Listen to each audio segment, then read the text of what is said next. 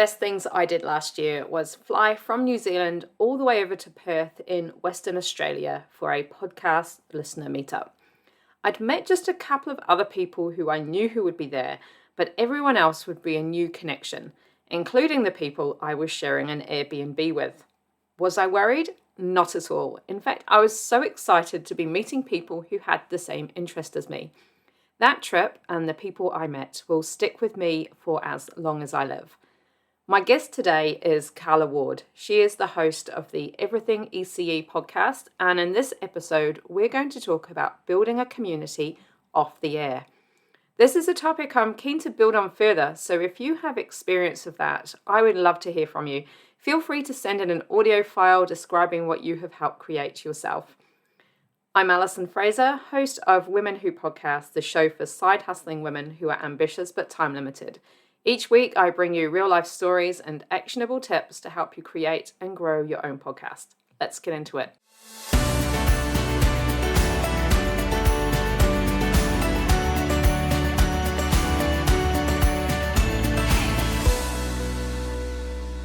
Welcome, Carla. I have got you on today. We're going to talk about how to engage your audience off air. But before we get into that, can you tell us about your podcast, who you serve and how you serve them? Absolutely. So thank you so much for having me on. I am the host of the Everything ECE podcast. So my audience is primarily early childhood educators, but as I've grown over the last 3 years, it's now starting to reach the older grades, and they're starting to really touch base with older educators in grade 1, grade 2, grade 3, which has been amazing because I think what we do in early childhood education can apply right through all the way to grade 12. So we are 131 episodes in, and we just started our 3rd year of podcasting. Wow. And what do you do with your podcast? 130 odd episodes talking about early childhood education. What kind of topics have you got? Yeah, so it's amazing when you do start a podcast. It's funny when you get to episode 10 and you literally think, well, that's it. I'm out of ideas.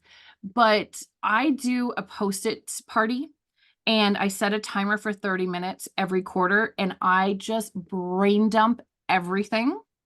And it is incredible how deep you can go in any subject. And then I really do ask my audience as well. Like I spend a lot of time on Instagram. So I will ask people, what do you want to hear? And so this coming season, people have said, well, I want to hear from speech pathologists. I want to hear a parent perspective. And I was like, oh, like I never even thought to have a parent perspective on because I'm not a parent. And I think more educators, but that seems to be what the feedback was. Well, it sounds like you've already got a really good community of listeners. So when you started your podcast, how did you get your community on board, or how did you find your community? Oh, such a great question. For the first few months, my mom was the only person listening to my podcast. And God love her, my mom is not an educator, but she was a devoted listener. Every Friday, she would tune in and then send me notes on what she thought. But the consistency is the biggest thing. So I had a small following on Instagram when I first started, but every Friday I would post that I had a new episode. I would post on Facebook, and I joined a lot of Facebook groups. So I found my audience that way. So being in education, I looked for early childhood educators on Facebook and went, hey, everybody, I've started a new podcast. Here's the link. Now, it did get me kicked out of one Facebook group, funny enough, because I guess there was like a fine print that said no self-promotion. So just a heads up when people do that.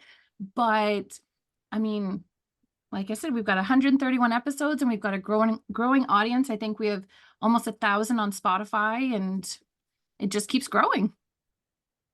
Yeah, getting the listeners to listen is one thing. But yeah, how do you get them to engage in your content? Like, how have you taken them off your podcast and into your life?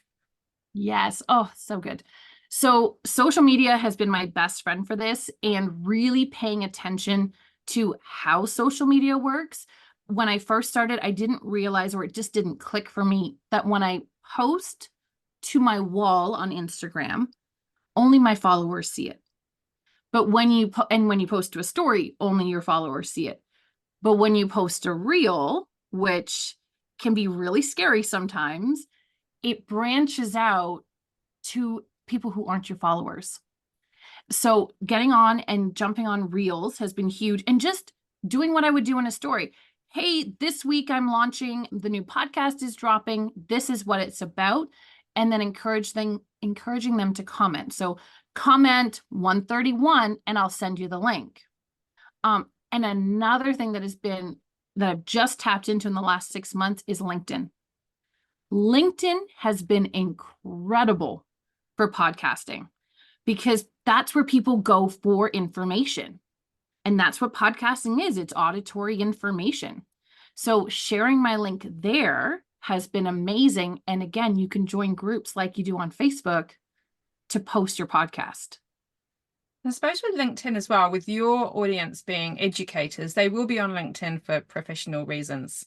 Yes. So it makes sense to go there. Exactly. It's been really interesting because it never even occurred to me to go on LinkedIn until I started getting people requesting to be guests on my podcast, and they were all coming from LinkedIn.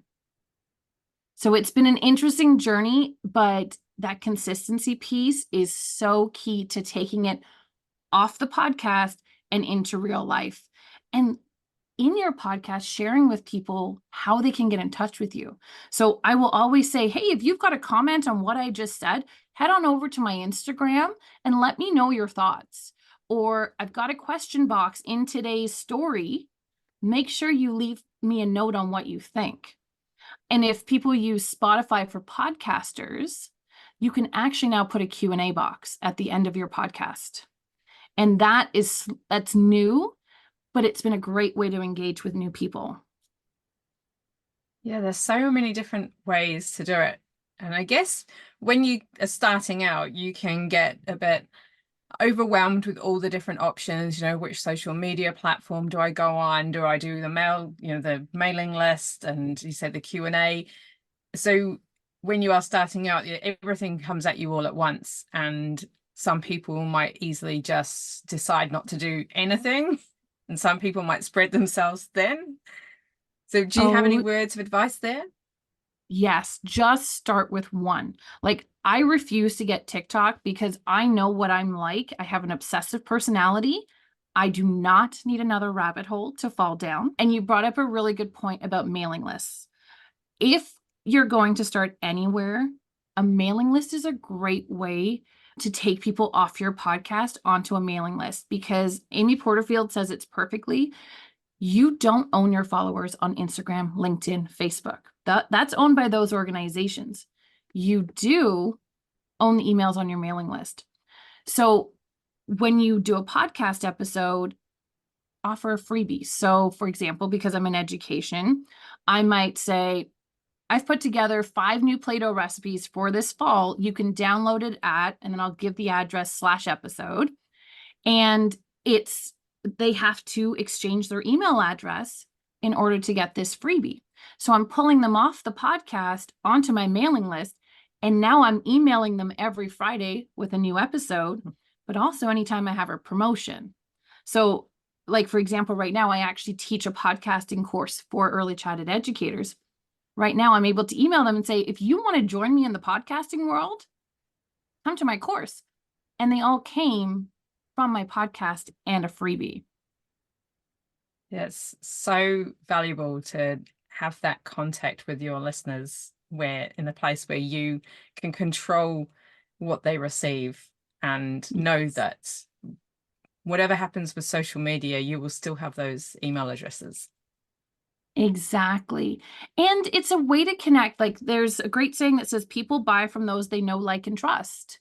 And you're already offering free content with your podcast. You're offering valuable information every week with your free podcast. And then if you continue that relationship over email, when you do go to sell something or make an offer on something, you've already built that relationship. They already know who you are. Yes. Great. That's such a great point, Carla, and one I hope everyone takes note of and makes that a priority for their community building. And do you have anything in person that you've done with your listeners?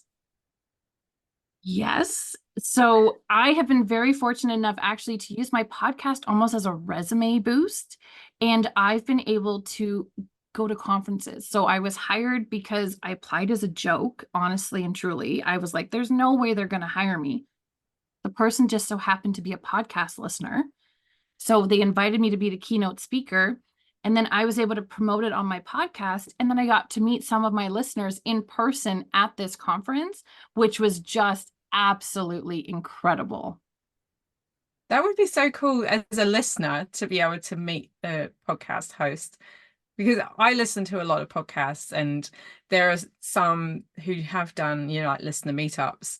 And I went to one in Australia last year, and it was so cool just to hang out with, not just with the host, but with other listeners who are into the same thing as you. You don't feel like a freak for being really nerdy and into this one thing. I totally get that. I totally 100% get that. Yeah, I think podcasters, we should do more of those listener meetup kind of events. Oh, I agree. And because it's like book club, but for podcasters, because it's very different experience listening to a podcast versus reading a book. So it's different conversations, different personalities. I think that would be incredible to make it more of a normal thing to do. Yeah, maybe you could get a group of educators, maybe, once a quarter, hanging out somewhere away from kids. Yeah. Oh my gosh, that would be so amazing. You know what? I'm going to write that down. So are you still teaching yourself? So I am no longer teaching in the classroom, but I also run a tutoring company for kindergarten to grade 12. So my role now is more so training educators. So I go into their classrooms and support them, and then I run workshops for them as well. I suppose someone's got to do that, educating the educators. Yes, and I absolutely love it, which is how the podcast came about, because you start to notice the same questions coming up a lot of the time, and you don't have to know everything. That's what research is for, but just to be able to take those common questions and answer them to a broader audience is incredible. And what makes podcasting so great is people will always go back to the beginning. Like I still have episodes 3 and 4 that still get listened to, and they pop up and I'm like, I've grown so much. Like even my voice has changed from my first few episodes to now because I'm so much more comfortable. But that's a really neat thing about podcasting. And as you're saying, you're getting asked the same questions. So rather than just keep repeating yourself, if you record it, then people who you might not even come across in person who have that same question can still get it answered. Exactly. And you can answer something so much deeper on a podcast than over email because you've got that intonation in your voice that you can say, hey, this is what happened. Here's the example. This is what you can do. Yeah. Well, no, that's all really fascinating in the world of education, because you never really think about how the educators get educated along the way. And I wish more educators would host podcasts, which is why I have a course on it, because education doesn't matter if you're in a small town or a big country. It's different in every single setting. So we've all got different experiences, but same at the same time. So the more people that share their experiences, the more children we can help. You said the podcasting course you have, so, for educators, what kind of podcasts are they creating? Oh, so it's been really fascinating because to the point of like your first question was, well, how do you make 131 episodes about education? Well, mine is very broad. Mine's the Everything ECE podcast. But one of my students created a podcast called The Forgotten ECE, and it is just about before and after school programs. And I never would have thought to do that. And it's super neat. And then somebody else has something, hers is called I Spire, and hers is about specifically inspiring kindergarten teachers. So it's really neat.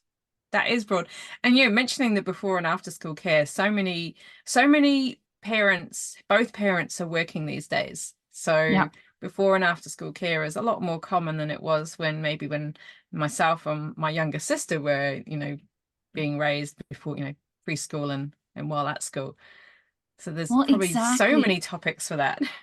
Oh, absolutely. And it really is like before and after school really has received a reputation of more of like the babysitting. And it is so much more than that because they've got children from grade 1 all the way to grade 8 in their program. So they have to be adaptive. And so it's really neat to watch this student take what we've done in the course and then apply it to a topic that she's passionate about.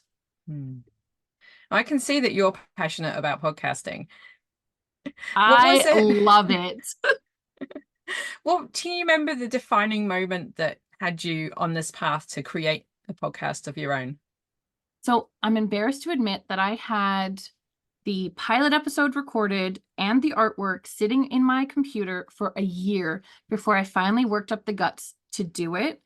And now that I'm 3 years in, I wish I'd started sooner because the connections I've made, being a guest on podcasts, having guests on podcasts was incredible. But it really was, and it's funny, it's before we shut down for COVID, but I had started and then COVID hit.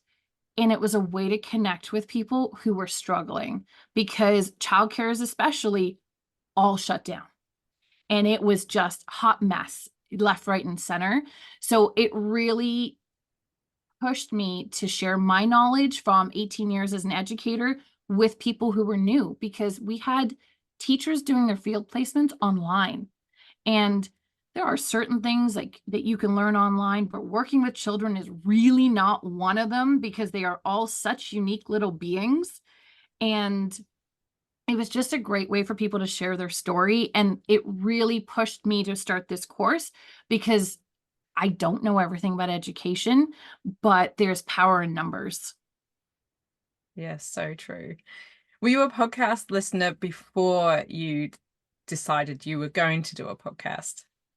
Oh, yes, I was. I am a huge Amy Porterfield fan, Jasmine Star fan, and then some really interesting podcasts with very interesting stories that just crack me up for laughing because I used to drive around for work.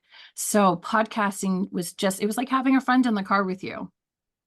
Yeah, there's so many different kinds of podcasts, and you either learn something or you get entertained. Exactly. Yeah. Oh, yeah. I've listened to some really, really good ones. Actually, funny enough, most of them are from Australia or New Zealand. What's one of your favorites at the moment? Come and tell the listeners, So, so I'll put a link in the show notes. so I just finished Who Shat on the Floor at My Wedding.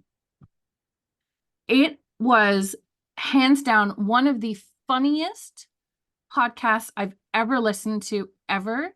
And I won't ruin how it ended, but you just couldn't stop listening because you had to know if they solved this they call it a true crime podcast. It's not really, but it was very well done. Well, that sounds quite intriguing. So yeah, I'll have to check that one out. It was very good. Yeah.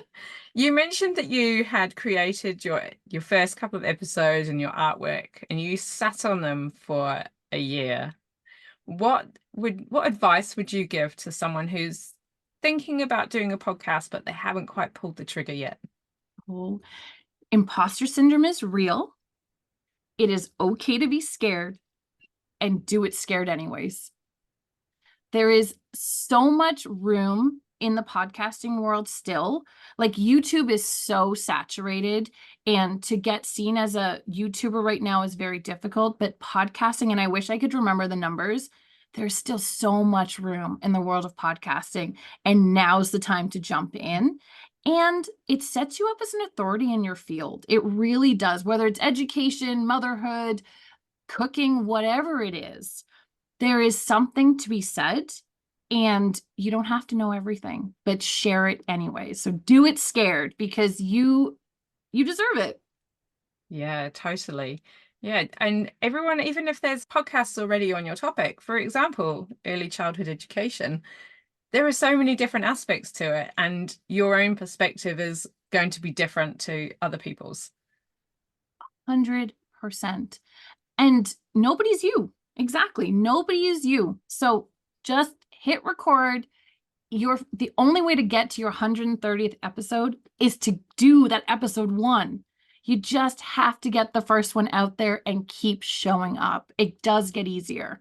Yeah, That is very good advice. So thanks for that, Carla.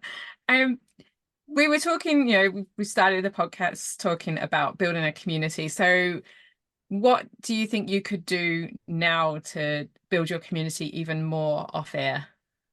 Oh, such a great question. I honestly, when I reflect on it, show up more and get braggier. I honestly think I could be even braggier about my podcast because I say that I share my reels and my posts on Fridays, but really, I already know on Monday what podcast episode's coming out on Friday. And I think I could really start, getting people excited about the episode that's coming out. But I mean, even 131 episodes in, that imposter syndrome comes up sometimes where I'm like, well, I don't want to be too pushy. You know what? I know I've got to own it because I have something to say and I want to help people. And that's how my podcast does it. Yes. Yeah, definitely own your expertise. Yes. And own the content you've already done. And when someone comes up with a question, you can always say, oh, I answered that in a podcast. Here's the link to that episode. Yes. And you'll be amazed at how much that comes up. I just had a friend tell me that she's looking to go into nannying. And I said, I actually had a guest on my podcast 2 weeks ago talking about how to become a nanny. And she listened to it and she's actually put together a resume for a family. And I was like, when you see that start to happen, you know that what you're doing is worth it. Yeah, we are influencers, but in our own way. Yes. Cool. Is there anything else that we haven't touched upon, Carla, that you want to talk about with regard to your podcast and community? Honestly, I think we touched on the biggest thing, and that was if you are interested in podcasting, do it. Just hit that record button. Don't let it sit on your computer too long. Just publish it. And every episode, you'll be that little bit more comfortable. Cool. Well, thank you so much for all your wise tips and sharing your experiences. I'm sure that our listeners can learn at least one thing from you, if not heaps of other stuff. And they can go and check out your podcast and see how you're doing it for yourself. Wonderful. Thank you so much for having me on. Yeah, it's been awesome. Thanks again, Carla. There were some great tips there. Aside from a Facebook community, you can meet up at a conference or create listener meetups like a book club. If you feel inspired to do something for your community, or perhaps your community is already a step ahead, please let me know so I can share your successes. My email is alison@alisonfraser.co. That's it for this week. Go and give Carla's podcast a listen. Maybe check out one of her recommendations, but most of all, believe in yourself. You may have heard that I'm opening my show notes up to other podcasters. If you want your name and podcast mentioned, you can get featured by joining my Patreon. All the details, as well as links to Carla, are in the show notes. So thanks for listening. I'll speak to you again soon. You've been listening to Women Who Podcast, the podcast for women with something to say.